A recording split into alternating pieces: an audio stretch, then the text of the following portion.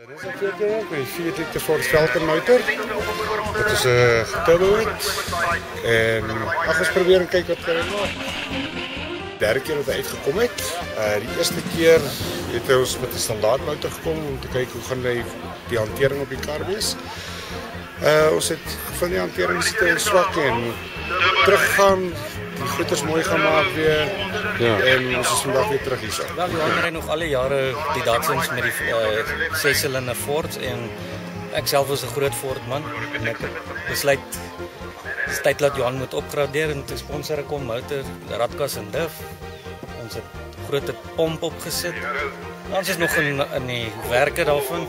Ons tyd is nie te bad nie, 13.2 vir 'n eerste run op 0.4 boost wat ek dink nie te bad is nie. Ons mik vir Junie. Ons sal kyk dat ons in die 11s kom.